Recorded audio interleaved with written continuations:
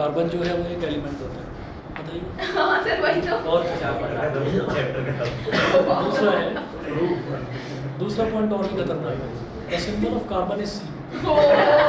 Sir तीसरा point sir अब atomic mass आएगा। तीसरा पॉइंट तो उससे ज्यादा खतरनाक होगा। Atomic mass 12। It is a non metal. हाँ मैं वही तो कह रहा चैप्टर खत्म, कार्बन का इंट्रोडक्शन हो गया। चलो इसने बता दिया चैप्टर खत्म। कंपाउंड्स भी है। अच्छा इसमें Compound भी है, ऑटोनॉमस मेरे में kind 4 इलेक्ट्रॉन आते हैं। All the living compound things, ignore कर दो। All the living things, One part से वैसे ही। वो ऑप्शनल है। अरे मैं पढ़ा दूं। Yes sir. All the living things, plants and animals are made up of carbon-based compounds, which are called organic compounds. तो जितनी भी living things हैं, चाहे उसमें plants हो या animals हो, सारे के सारे कार्बन-based compounds से ही मिलकर बनते कहीं ना हैं। कहीं ठीक है, कार्बन का और रोल है। उन्हीं compounds को हम organic compounds भी बोल देते हैं। फॉर एग्जाम्पल, अगर मान लीजिए हम किसी पेड़ की बात करें तो उसकी जो लकड़ी है उसको भी हम बोलेंगे कि ऑर्गेनिक थिंग है। ऑर्गेनिक है कोई चीज़ ऑर्गेनिक होती है और कोई चीज़ होती है सिंथेटिक। सिंथेटिक मतलब मैन मेड, तो मैन मेड नहीं होती वुड जो है वो ऑर्गेनिक होती है, यानी कि वो नेचुरली हमको मिलती है। तो नेचुरली जितने भी कंपाउंड्स हैं अवेलेबल वो सारे के सारे कार्बन के ही कंपाउंड्स हैं।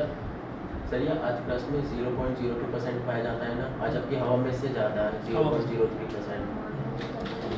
आगे देखिएगा, we can test the presence of carbon in a material on the basis of the fact that carbon and its compounds burn in air to give carbon dioxide gas which turns lime water milky. तो हम किसी भी material के अंदर carbon की presence को कैसे test कर सकते हैं कि कार्बन या उसके कंपाउंड्स को अगर हम जला देते हैं तो वो पूरी तरीके से बर्न हो जाते हैं और जलकर जो गैस प्रोड्यूस होती है वो होती है कार्बन डाइऑक्साइड। और कार्बन डाइऑक्साइड गैस का पता कैसे चलता है कि कार्बन डाइऑक्साइड गैस जो है वो लाइम वाटर को की बना देती है, लाइम वाटर को वाइट कलर का बना देती है। ठीक है, अच्छा इसके बाद देखिएगा अगला है कार्बन की अगली प्रॉपर्टी है, carbon always forms covalent bonds. तो कार्बन जो है वो कोवेलेंट बॉन्ड ही बनाता है। हमको मालूम है कोवेलेंट बॉन्ड कार्बन क्यों बनाएगा, क्योंकि कार्बन जो है वो उसके पास एक्स्ट्रा, उसके आउटर मोस्ट शेल में एक्स्ट्रा इलेक्ट्रॉन्स नहीं होते हैं, तो वो इलेक्ट्रॉन्स को डोनेट भी नहीं करता है। और उसमें जो इलेक्ट्रॉन्स हैं आउटर मोस्ट शेल में वो कम भी नहीं होते हैं कि वो बाहर से कहीं से एक्सेप्ट कर ले, कहीं से गेन कर ले। तो ना तो वो इलेक्ट्रॉन डोनेट करता है, ना ही वो इलेक्ट्रॉन बाहर से कहीं से एक्सेप्ट करता है। तो इसलिए हम ये कहेंगे कि कार्बन जो है वो हमेशा शेयरिंग करता है। शेयरिंग करेगा तो इसका मतलब कार्बन कोवेलेंट बॉन्ड ही बनाता है। ठीक है, तो एटॉमिक नंबर वही चीज़ आगे यहाँ मेंशन करी हुई है नोट्स में। Atomic number of carbon is 6, so its electronic configuration is K,L 2,4। तो 2 और 4 ये इसकी इलेक्ट्रॉनिक कॉन्फ़िगरेशन है। That is carbon has 4 electrons in the outer most shell, कि कार्बन के आउटर मोस्ट शेल में केवल 4 ही इलेक्ट्रॉन्स होते हैं। Carbon atom is very small, due to which its outermost electrons are strongly held by the nucleus. Carbon atom इतना छोटा होता है, उसकी वजह से उसके जो आउटरमोस्ट इलेक्ट्रॉन्स हैं उसको न्यूक्लियस बहुत, क्योंकि न्यूक्लियस के काफ़ी नज़दीक है, क्योंकि कार्बन एटम बहुत छोटा है, तो उसका जो आउटरमोस्ट इलेक्ट्रॉन है उसको भी कार्बन काफ़ी तेज़ी से पकड़कर खींच कर रखता है।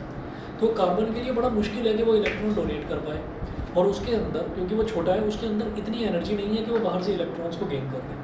तो वही कहानी है कि ना इलेक्ट्रॉन को डोनेट कर पाता है, ना इलेक्ट्रॉन को गेन कर पाता है, तो वो इलेक्ट्रॉन्स की शेयरिंग कर पाता है। ठीक है, तो वही मेंशन है आगे, that it is not possible to add as many as 4 electrons to a carbon atom due to energy considerations.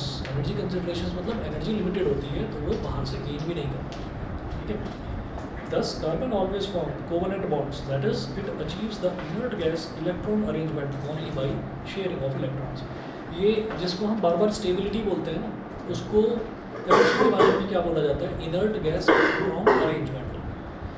हम ये कहते हैं कि कोई भी जो एलिमेंट है वो इलेक्ट्रॉन डोनेट करता है या इलेक्ट्रॉन एक्सेप्ट करता है, किस लिए, टू अचीव स्टेबिलिटी, ये बोलते हैं। उस स्टेबिलिटी को बोला जाता है to achieve inert gas electron configuration या electron arrangement, inert gas electron arrangement. ठीक है, ये बोला जाता है। अच्छा जी, तो ये आपका अगला पॉइंट था, कार्बन फॉर्म्स कोवेलेंट बॉन्ड्स, क्योंकि ना वो डोनेट कर पाता है ना वो एक्सेप्ट कर पाता है, तो inert gas electron arrangement achieve करने के लिए वो शेयरिंग ही करता है। और जब शेयरिंग होती है तो कौन सा बॉन्ड बनता है, कोवेलेंट बॉन्ड बनता है। उसके बाद देखिएगा जी, कार्बन इज टेट्रावेलेंट। तो कार्बन टेट्रावेलेंट होता है। वैलेंट का मतलब क्या है, वैलेंसी। ये पता चलता है कि किसी भी चीज़ की वैलेंसी कितनी है। तो अगर किसी की वैलेंसी 2 है तो हम उसको बोलेंगे डाईवेलेंट।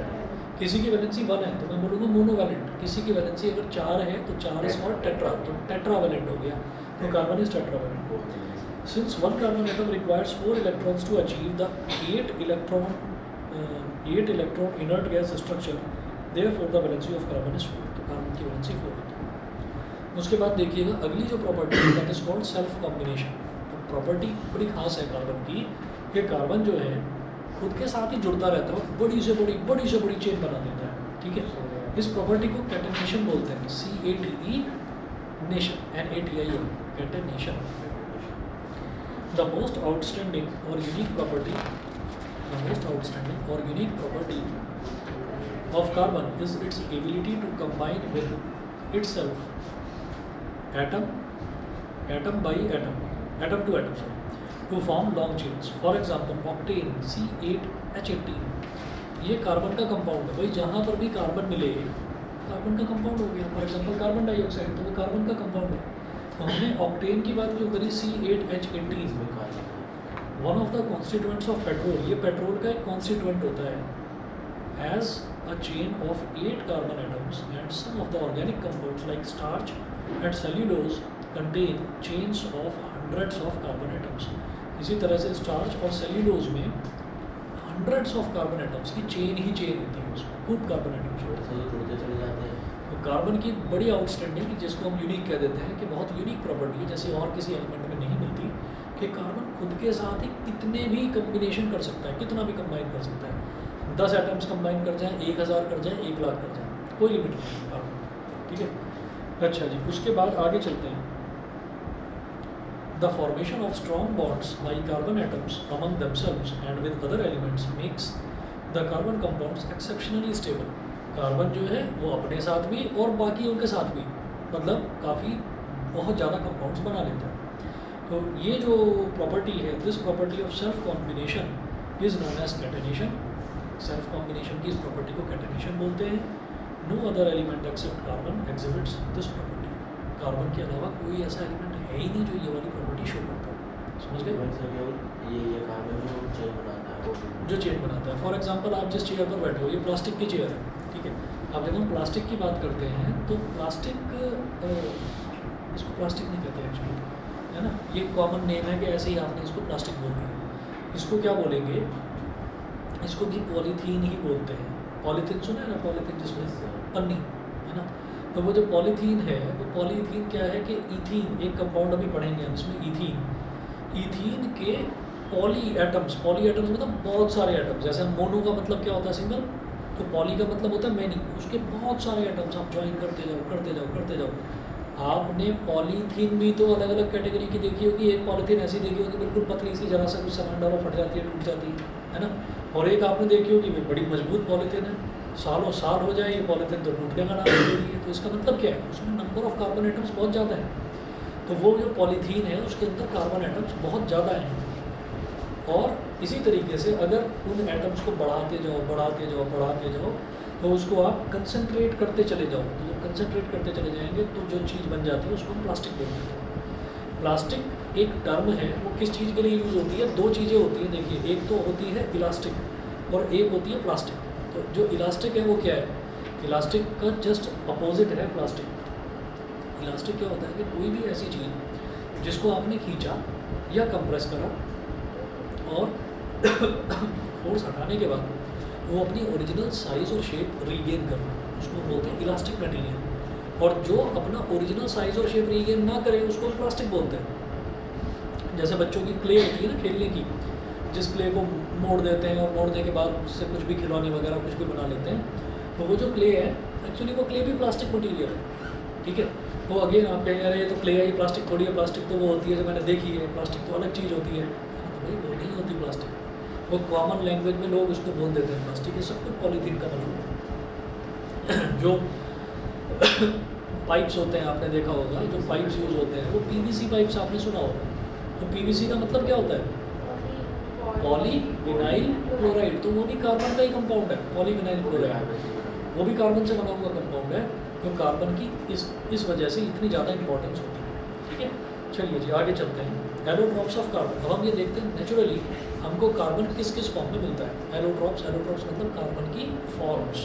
ये देखो मतलब बिल्कुल उससे बने हुए जो कार्बन ही है, प्योरेस्ट फॉर्म ऑफ कार्बन। तो जो एलोट्रोप्स हैं, the various physical forms in which an element can exist are called allotropes of the element. तो वेरियस फिजिकल फॉर्म्स, एलोट्रोप्स मतलब किसी भी फॉर्म में अगर कोई चीज़ हमको मिल रही है, तो इसमें ये है the various physical forms in which an element can exist are called allotropes of that element. The 3 allotropes of carbon are diamond, graphite और तीसरा है बकमिंस्टर फुलरीन, है ना, ये इसका तीसरे का नाम है बकमिंस्टर फुलरीन। ठीक है, रिसेंटली डिस्कवर हुआ है। हाँ। रिसेंटली डिस्कवर हुआ है। तो अब जो है, अगर डायमंड की बात करी जाए तो diamond is a coloured as transparent substance having extraordinary brilliance और शाइन। तो डायमंड जो है एक कलर्ड एज ट्रांसपेरेंट सब्सटेंस होता है जिसमें एक्स्ट्रा ऑर्डिनरी ब्रिलियंस होती है। ब्रिलियंस का मतलब ये नहीं है कि बहुत समझदार है, बहुत होशियार है। ब्रिलियंस का मतलब क्या है कि बहुत चमकदार है। ठीक है,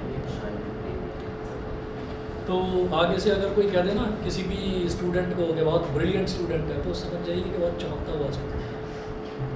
ब्रिलियंट का मतलब इंटेलिजेंसी से नहीं है। ब्रिलियंट मतलब अगर कोई कह भी देते हैं ना भाई ये तो हमारी क्लास का स्टार है, तो स्टार क्यों बोल देते हैं उसको? सितारा है, चमचमा रहा है, इस वजह से।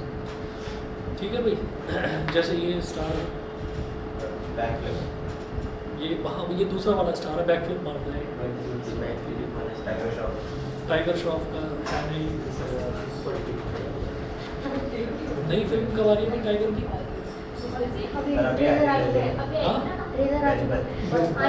मैं बता रहा हूँ, ये उसका फैन है, इसको मालूम है, कह रहा है ट्रेलर भी आ चुका है टाइगर श्रॉफ की नई फिल्म का। टाइगर कौन सी फिल्म है? भाई वो सलमान खान की है भाई। श्रॉफ बोला था। मुझे नहीं पता, बाकी अरे वो भी तो बैकफ्लिप मारता है ऐसे, लेकिन इसकी बैकफ्लिप में एक अलग स्टाइल है। ये बैकफ्लिप मारने के बाद में बाल भी ऐसे झटकता है। चलो जी आगे चलते हैं। भाई वो वीडियो नहीं भेजी तुमने, मैंने तुमको कहा था वो बैकफ्लिप वाली। अरे डिलीट तो हो ही नहीं सकती। अच्छा एक बात बताओ, वैसे तो बचपन की थी वीडियो, या अभी की थी? मुझे तो पुरानी लगी ना, तो मतलब अभी भी कर लेते हो? नहीं हो जाए। सर अगर वो रिसेंटली तो कर ही लेता होगा। और अगर आती है बैकफ्लिप करनी तो बैकफ्लिप मार के जाएगा कहाँ जो तुम कह रहे हो जाएगा, तुम्हारे ऊपर ही गिरेगा जाएगा। आगे करेगा। चलिए जी, diamond is quite heavy and hard. तो डायमंड जो है, डायमंड काफ़ी हैवी होता है और काफ़ी हार्ड होता है। खास प्रॉपर्टी है डायमंड की। अगर हथौड़ा डायमंड पर मार दे तो हथौड़ा टूट जाएगा, डायमंड नहीं टूटेगा। ठीक है, अच्छा जी, अब जरा अगला देखते हैं। It is the hardest natural substance known. तो ये सबसे ज़्यादा हार्डेस्ट नेचुरल सब्सटेंस है, इससे ज़्यादा हार्ड सब्सटेंस होता ही नहीं। It does not conduct electricity, ये इलेक्ट्रिसिटी का कंडक्टर नहीं होता। ठीक है, it burns completely in oxygen to form carbon dioxide which shows it is made up of carbon only. अगर इसको जलाने लगे तो ये पूरी तरह से जल जाता है और जलने के बाद कुछ भी नहीं बचता, सब कुछ कार्बन डाइऑक्साइड बनकर उड़ जाता है। तो इससे ये समझ में आता है कि ये सिर्फ और सिर्फ कार्बन का ही बना हुआ है, उसमें और किसी तरीके की कोई चीज़ नहीं है। गला ठीक है। फिर graphite. Graphite is a greyish black opaque substance. Graphite जो है क्या हो गया, पकड़ कर उसको दुश्मनी क्यों निकाल रहे हो गले से, उसको पकड़ के ऐसे खींच रहे हैं। Graphite is a greyish black opaque substance. तो ग्रेफाइट जो है एक ग्रेइश ब्लैक कलर का सब्सटेंस है, ओपेक है। तो दोनों में बेसिक अंतर तो यही हो गया कि जो कार्बन है, जो डायमंड है वो ट्रांसपेरेंट होता है और ये ओपेक है। Graphite is lighter then diamond. ठीक है, डायमंड जो है काफ़ी भारी होता है और ग्रेफाइट उससे हल्का होता है। Third, it is soft and slippery to touch. ये काफ़ी सॉफ्ट है टच करने में, अगर इसको टच करते हैं तो ये काफ़ी सॉफ्ट है और फिसलने वाली प्रॉपर्टी होती है, इससे ये हाथ से फिसलने लगता है। जैसे मर्क्यूरी होता है, मर्क्यूरी की बॉल ली है कभी हाथ में? थर्मोमीटर अगर कभी टूटा हो तो उसमें से बॉल ले लेना, वो स्लिप होती है, उसको पकड़ना पड़ता है। उसको आप पकड़ कर दबाने की कोशिश करो, दबेगी नहीं, इधर से निकल जाएगी, उधर से निकल जाएगी। तो मर्क्यूरी की ये प्रॉपर्टी होती है। तो ये ग्रेफाइट भी इसी तरीके का है। इट कंडक्ट्स इलेक्ट्रिसिटी, और ग्रेफाइट जो है इलेक्ट्रिसिटी कंडक्ट करता है। It burns completely on strong heating to form carbon dioxide and nothing is left behind, which shows that it is made up of carbon only. तो इसमें भी जब इसको जला देते हैं तो ये पूरी तरीके से जल जाता है और कुछ भी बचता नहीं है। सर डायमंड भी कार्बन का और ग्रेफाइट भी है, बस डायमंड कंडक्ट नहीं करता है इलेक्ट्रिसिटी पर, ये करता है हमारा ग्रेफाइट। क्यों? बता रहा हूँ उसी रीज़न पर आ रहा हूँ। अब आप देखिए कि यहाँ पर एक ना अरेंजमेंट दे रखा है, वो देखिएगा क्या है।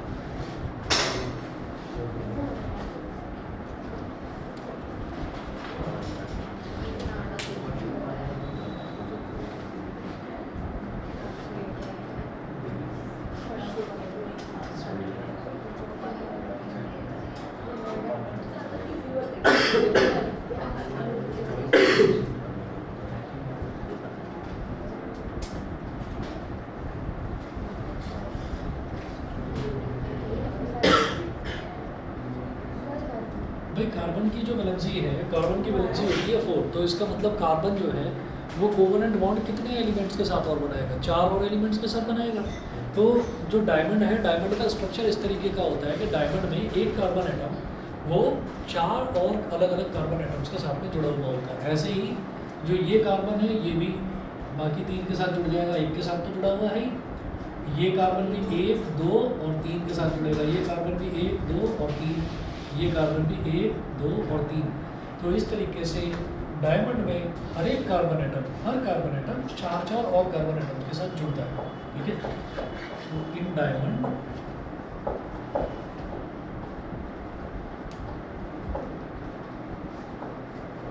Each carbon atom combines with 4 other carbon atoms.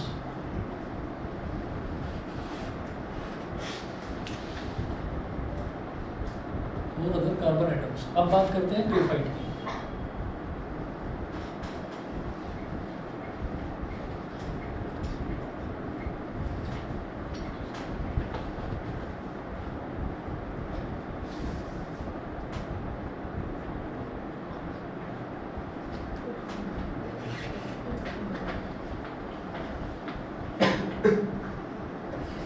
Graphite का ना हेक्सागोनल स्ट्रक्चर होता है, प्लेनर स्ट्रक्चर होता है। इसमें क्या होता है कि ये इसके साथ जुड़ जाएगा, तो यहाँ पर हर कार्बन एटम 3 के साथ में जुड़ता है, तो एक जो वैलेंसी है वो अधूरी रहती है कार्बन की।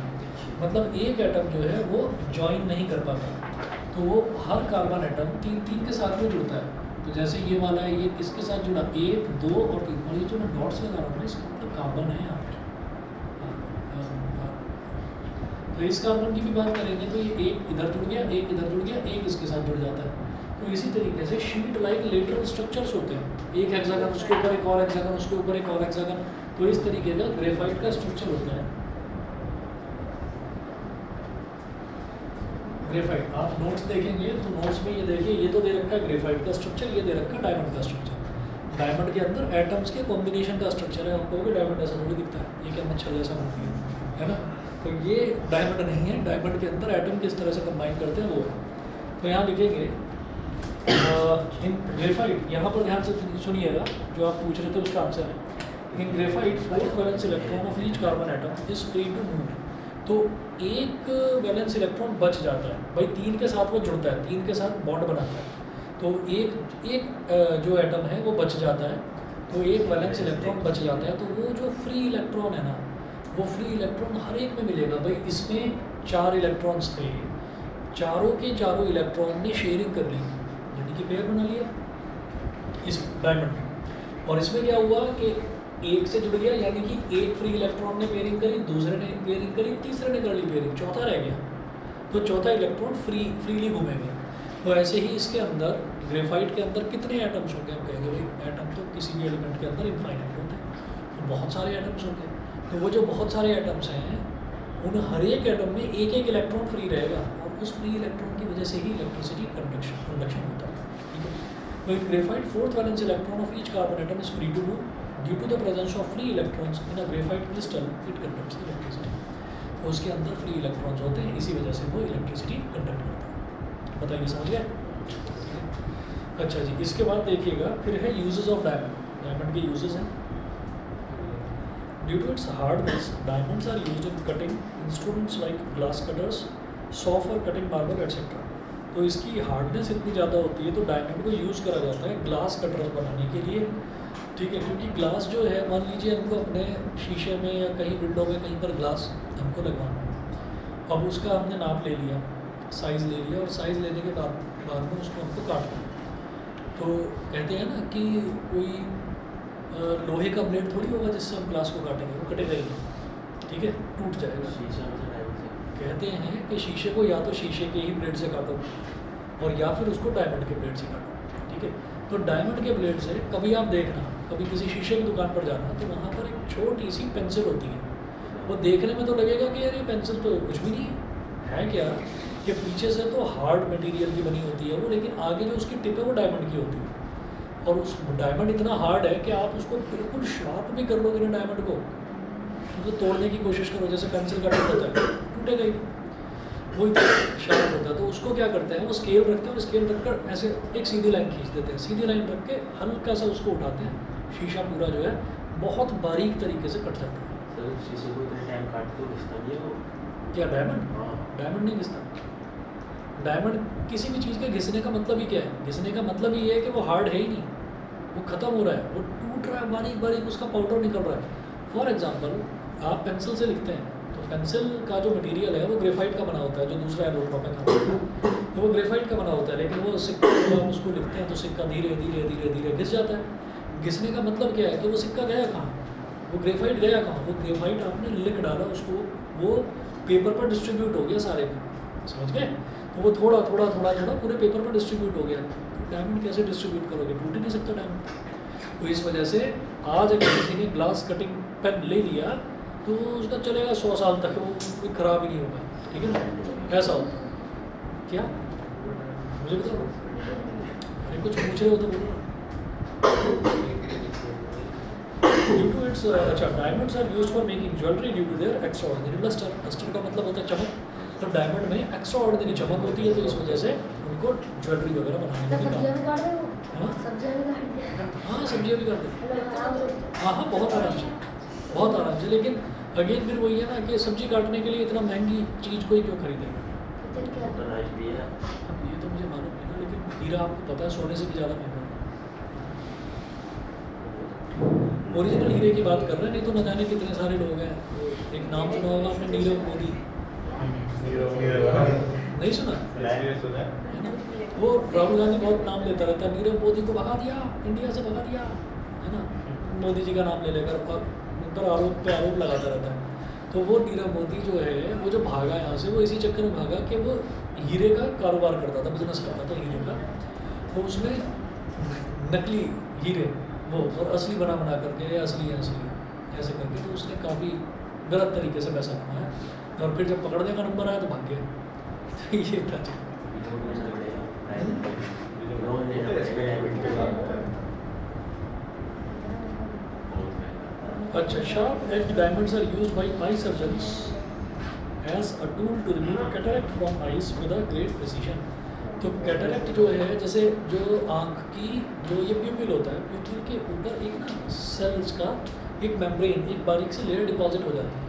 तो उस लेयर को हटाने के लिए अगर किसी सर्जन ने कोई ऐसा इक्विपमेंट यूज़ करा जिसके टूटने के चांसेस हो, तो पता चला कैटरेक्ट तो रिमूव कर लिया, वो जो इंस्ट्रूमेंट था उसका कोई हिस्सा टूट कर आपके अंदर गिर गया।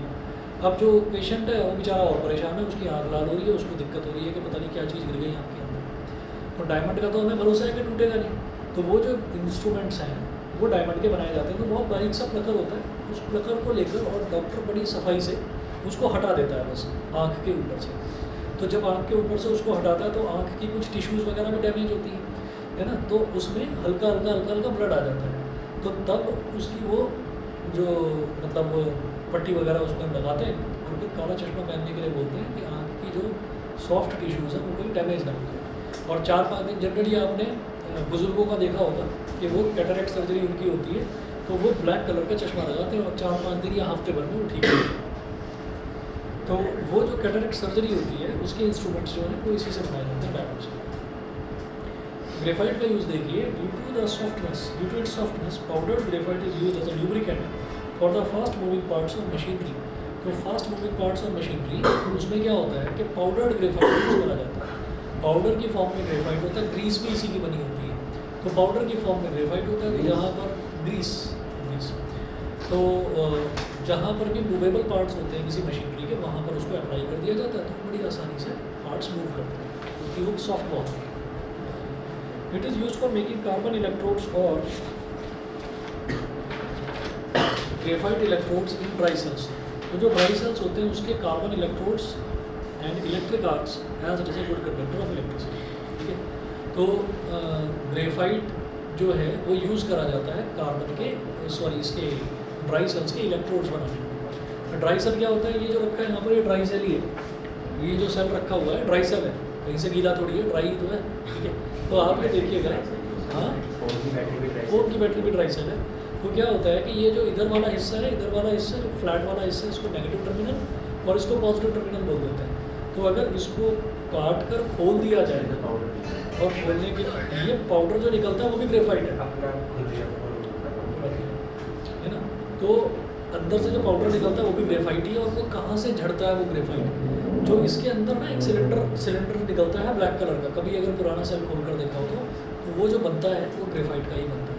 ठीक है, तो ग्रेफाइट का एक यूज़ ये हो गया, सॉफ्ट होता है तो मशीनरी पार्ट्स में यूज़ करा जाता है। ठीक है, graphite is use for making the course of our pencils called pencil leads and black paints. तो जो पेंसिल होती है, पेंसिल बनाने के काम आता है, और ब्लैक कलर का पेंट बनाने के भी काम आता है ग्रेफाइट। उसके बाद बात करते हैं बकमिंस्टर ऑफ ड्रीम की, है ना। 2 मिनट वेट करिए, अभी आओ। हाँ।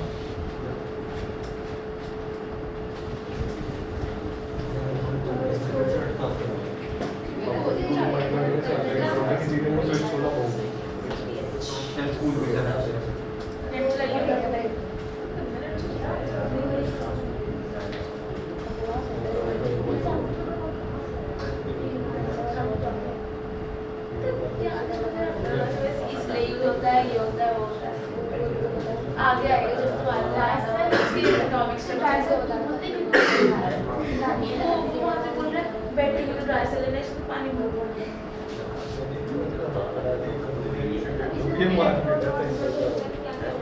अभी तो जब आएगा तब पता चलेगा कार्बन। अरे यार, आएगा नहीं।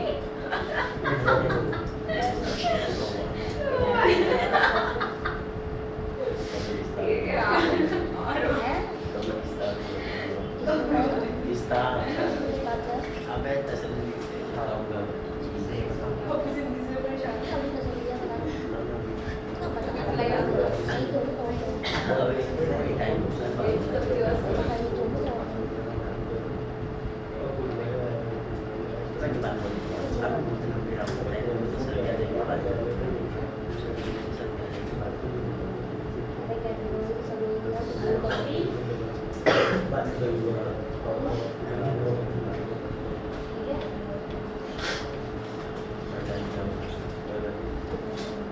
भाई आई भाई कोई और पढ़ना तेरे को इसमें है कॉपी सबमिट करनी है मेरे को करना है। चलो मीडिया बोर्ड वाले रह रहे हैं बायो कर लिया था लीडर बोर्ड ये डेटा वेरीफाई नहीं हुआ बायो हो ये कर मेरे मेरा तो इंग्लिश तो मैं इतने सारे आ रखे हैं मैथ्स का 2 3 4 बस खत्म मैथ्स का कंप्लीट नहीं जो बैठ के अभी कराया ना तो 90.4 जो होता है प्लस दूसरे 2 हम 3 अराउंड हो अभी हमारे भी उस टाइम का लीडर बोर्ड के हाँ तुम्हारे भी आने हैं जैसे 2-3 डॉलर तो आने हैं और नहीं चलाया मेरी हेड स्कूल छोड़ दिया उसने सब टीचर स्कूल छोड़ रहे हैं। अब जा लास्ट में जाके बता रही कि 9 के वजह से छोड़ना है, 9 का बच्चे को छोड़। मैंने कहा हाँ मैम मोमेंट मैम सब प्रेजेंट है ये हम बताया दिया मैं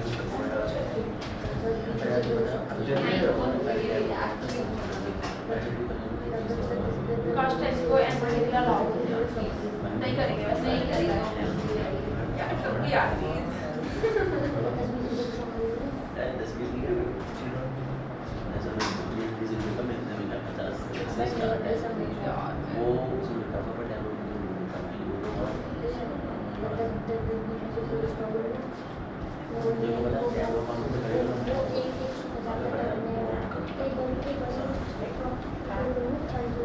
हो गई किसको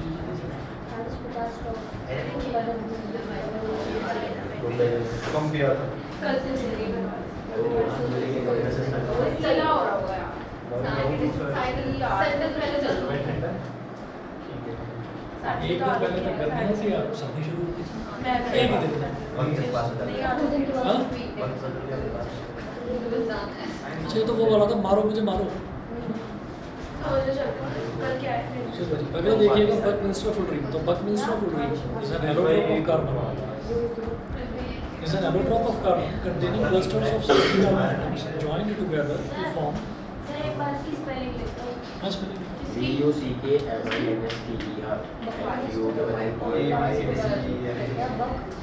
लोग रहे भाई बक मिनिस्टर हाँ हाँ ये आगे देखो चैप्टर हो गया बक हो गया यूसी के बक मिनिस्टर नहीं है मिनिस्टर है बस आई नहीं है बीच में Buckminster fullerene Buckminster fullerene clear Buckminster fullerene so it is an allotrope of carbon containing clusters of 60 carbon atoms joined together to form spherical molecules ठीक है। तो इसमें क्या होता है कि ये एक कार्बन का एक एलोट्रॉप है जिसमें 60 कार्बन एटम्स एक दूसरे से जुड़ते हैं और एक स्फेरिकल मॉलिक्यूल बना देते हैं। कैसे बनाते हैं? जैसे कि एक स्टैंडर्ड साइज की फुटबॉल बनती है बिल्कुल उसी तरीके से। तो since there are 60 carbon atoms in a molecule of Buckminster fullerene so its formula is C60। तो उसमें 60 कार्बन एटम्स होते हैं इसलिए उसका फार्मूला है C60। It is a football-shaped spherical molecule in which 60 carbon atoms are arranged in interlocking hexagonal and pentagonal ring of carbon atoms. Hexagonal or pentagonal ring of carbon atoms.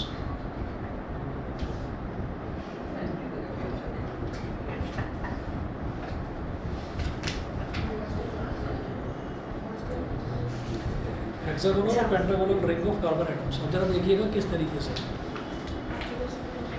जो एक football का standard size होता है कभी भी ऐसा नहीं होता कि भाई इस देश में बड़े छोटे छोटी हाइट के खिलाड़ी हैं तो उनके लिए छोटी फुटबॉल बनाओ, इस देश में बहुत लंबे हैं तो उनके लिए बड़ी फुटबॉल बनाओ। तो स्टैंडर्ड साइज होता है फुटबॉल का और वो फुटबॉल किस तरीके से बनती है, लेदर के या रबर के किसी भी चीज़ के पैचेस बना दिए जाते हैं, जैसे छोटे छोटे टुकड़े बना लिए जाते हैं। तो जैसे ये पेंटागन है तो पेंटागन होगा रेगुलर पेंटागन। रेगुलर पेंटागन मतलब इसकी पांचों साइड्स जो हैं वो इक्वल होगी। इसकी जो पांचों साइड्स हैं वो इक्वल होगी। तो आप ये देखिए कि यहाँ पर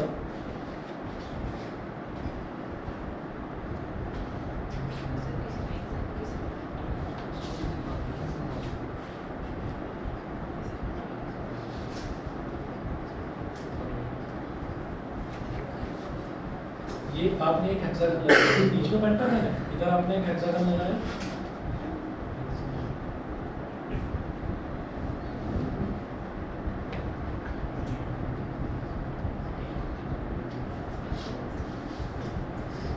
इधर एक हेक्सागन लगाया,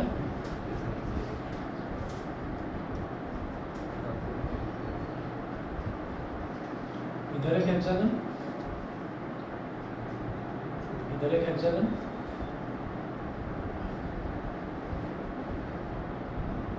और इधर एक हेक्सागन। तो अगर आप किसी फुटबॉल को देखेंगे तो फुटबॉल में ऐसा जो स्ट्रक्चर है, ऐसे तीन स्ट्रक्चर दिखाई देंगे और फिर जब ये तीन स्ट्रक्चर बन जाए तो फिर आप उसको ज्वाइन कर दो, परफेक्ट स्फीयर बन जाएगा।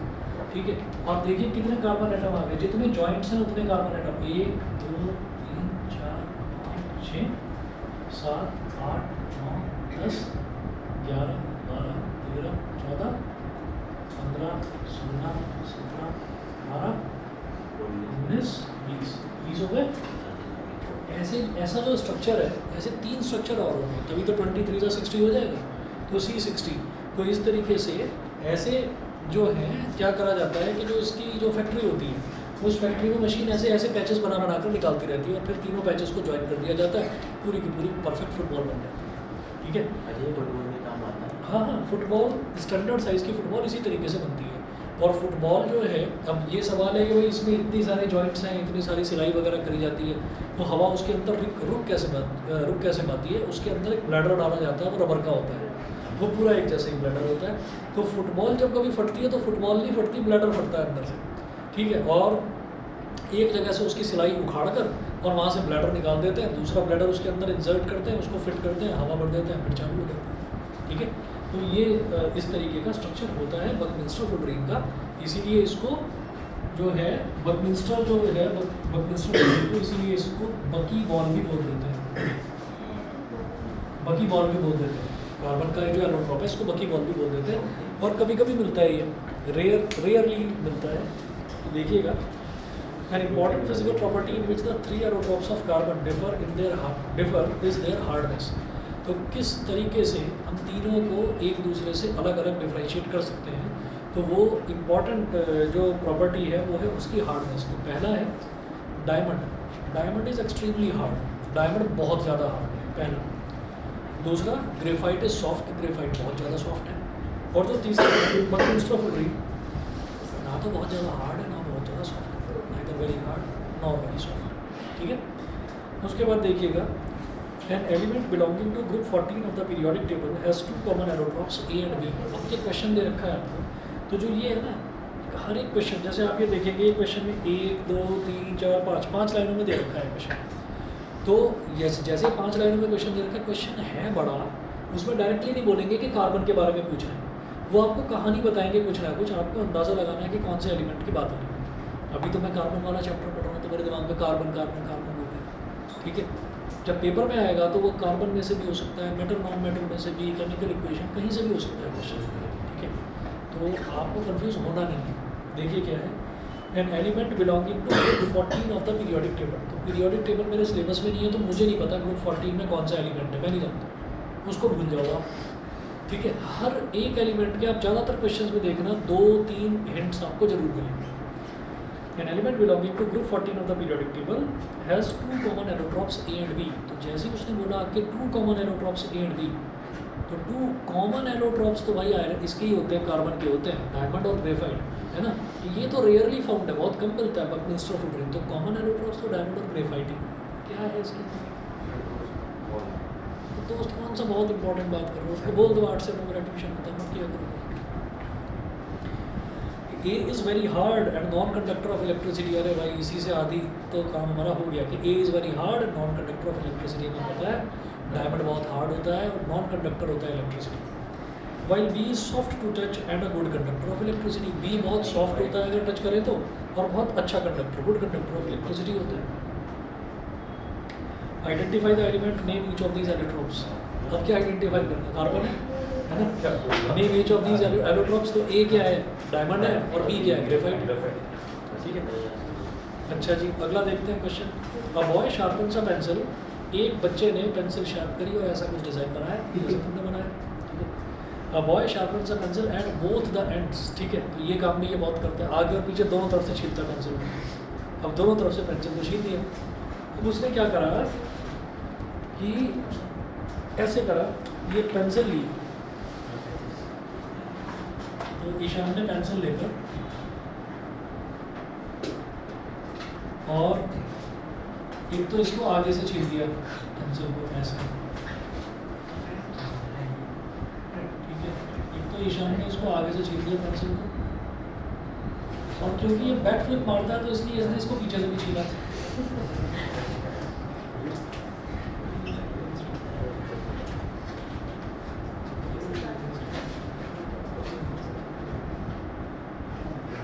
ठीक है, तो दोनों तरफ से छील दिया इसको, सही है। अब क्या हुआ कि एक बैटरी लगा रखी थी यहाँ पर,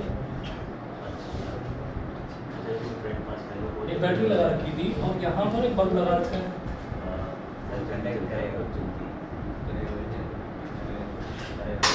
और जैसी बैटरी को कनेक्ट करा तो देखा तो बल्ब ने ग्लो करना शुरू कर दिया। तो इसका मतलब क्या है कि अंदर जो मटेरियल भरा हुआ है वो गुड कंडक्टर ऑफ इलेक्ट्रिसिटी है, उसके अंदर से इलेक्ट्रिसिटी फ्लो कर रही है और बल्ब जो है वो किया था ना, आगे पीछे दोनों तरफ से पेंसिल छील के इसने बल्ब जलाया था। नहीं, अरे कहाँ तुम कौन से डिज़ाइन बना रहे हो, क्या कर रहे हो। हाँ क्या? मैं कह रहा हूँ बिना पेंसिल की भी हो जाएगा, जैसे वो एक पेन पेंसिल आती है ना जो पेन की तरह होती है वो। हाँ उससे भी हो जाएगा भाई, मैं इस क्वेश्चन की बात कर रहा हूँ। नहीं मैं तो बता रहा हूँ, उसमें तो साफ साफ दिखता है कि उसमें वो इलेक्ट्रिसिटी पास होती है, क्योंकि उसमें वो बहुत ज़्यादा हीट हो जाता है, लाल हो जाता है बिल्कुल। अरे सर मतलब सर आप आगे बढ़ा दो Let- सर सर। वो ज़्यादा अरे तो 1 मिनट तो वो मतलब वो लाल हो जाता है बहुत ज़्यादा। हाँ हाँ, ऐसे प्लास्टिक क्या? लाकर दिखा रहा मुझे। अरे सर हो जाता है। क्या चीज़ क्या कह रहे हैं सर? वो तो पेन पेंसिल होती है, कहता है उसको लिखते हैं तो बहुत ज़्यादा रेड हॉट हो जाता अरे है। मतलब मैं कह रहा हूँ वो जो वो पेन पेंसिल होती है ना रेड कलर की पेंसिल होगी तो अरे नहीं रेड कलर की नहीं है, अरे उसमें हम लेड लगा रहे हैं मतलब जैसे पेन है एक इसकी तरह एक पेंसिल होती है, उसको ऐसे दबाएंगे तो उसमें से आगे उसमें से- अरे लेड पेंसिल होती है मेरे अगर पास सर है। डायरेक्ट कनेक्ट कर देंगे ना बैटरी से सर तो उसमें डायरेक्ट दिखेगा कि जब इलेक्ट्रिसिटी पास होगी तो बहुत ज़्यादा हीट हो जाएगा तो वो उससे रेड दिखने ऐसे लगेगा। प्लास्टिक क्या? मैं ये कह सर रहा हूँ। यही वाली तो हाँ यही वाली। हाँ जब इसकी लाइट बाहर निकालोगे और बैटरी से डायरेक्ट कनेक्ट करेंगे तो इलेक्ट्रिसिटी पास होगी तो सर ये बहुत ज़्यादा क्विक रिएक्शन होता है तो इसमें बहुत ज़्यादा रेड हो जाता है ये। क्या रेड होता है? अरे लेड अंदर का जो ग्रेफाइट वाला ग्रेफाइट हाँ वही। उसको लेड नहीं बोलते, उसको बॉन्डेड लेड बोलते हैं। मैं अभी उसका भी डिफरेंस बताऊँ, ठीक है? चलिए तो अब क्या है कि अब वो बोल रहे हैं will the current flow through the electric circuit? I'm saying yes. Give reason for your answer. Name the black substance of the pencil. तो पेंसिल का जो ब्लैक तो सब्सटेंस ब्लैक भी बता दिया, छोड़ा हाँ हाँ सब कुछ ही बता दिया। वही तो। अच्छा जी एक और क्वेश्चन। अरे भाई तुम तो मतलब सीरियसली ले गए। Piece of black electrode used in dry cell on strong heating in air gave a colorless gas which turned light water milky. सी अब इतने आसान क्वेश्चन आने लगे बोर्ड में तो हो गया काम। What was the material of the electrode? बता दो। क्या? A piece of black electrode used in dry cell. तो dry cell में क्या यूज होता है? ग्रेफाइट। ठीक है। On strong heating in air, अगर उसको इलेक्ट्रोड को गर्म कर दिया जाए, हीट कर दिया जाए एयर में, तो gave a colorless gas which turned light water milky. तो वो colorless गैस देता है which turns light water milky. Carbon dioxide. तो इसका मतलब वो ग्रेफाइट है। हमेशा याद रखना कार्बन डाइऑक्साइड और ऑक्सीजन दोनों कलरलेस गैस होती हैं। तो क्या? कार्बन डाइऑक्साइड और ग्रेफाइट दोनों कलरलेस गैस होती है, पता है ना? हाँ सर वो अकाउंट में बना बताओ। नहीं तो पता चला कि ये तो नीली सांस छोड़ रहा है कार्बन डाइऑक्साइड, ये पीली छोड़ रहा है, ये लाल छोड़ रहा है। ठीक है, तो जो कार्बन डाइऑक्साइड है, कार्बन डाइऑक्साइड कलरलेस होती है। ऐसी ऑक्सीजन आती हुई दिखती है क्या? नहीं दिखाई दे रही। तो इसका मतलब वो भी कलरलेस होती है। ठीक है, चलिए जी ऑर्गेनिक कंपाउंड। समय बचा हो तो करवाऊँ 1 मिनट, तो फिर आप एंजॉय करिए। 15 सेकंड। आज इतना ही कर लो बस। आपको सभी को मैं बता देता हूँ कि संडे को मैंने ए बैच वालों की क्लास ली थी क्योंकि कल उनका मैं ऑफ रखूँगा। ठीक है, उनका ऑफ है। कुछ बच्चे दोनों ग्रुप्स पर हैं तो मैं इसलिए बता रहा हूँ उनका ऑफ, आप लोगों का ऑफ नहीं है, आप लोगों की क्लास होगी। मैं उनकी क्लास के टाइम तक वापस नहीं आ पाऊँगा, ये मुझे संडे को ही पता चल गया था, जाना है उनकी कल। तो आपकी क्लास अपने टाइम पर ही होगी। ठीक है, चलिए जी ओके। हाँ 8 बजे। अच्छा बनाना वेट करना है। सर इवनिंग सर आप पढ़ना शुरू कर दो, बढ़िया। कॉल अरे फ़ोन ले जाना अपना और दोनों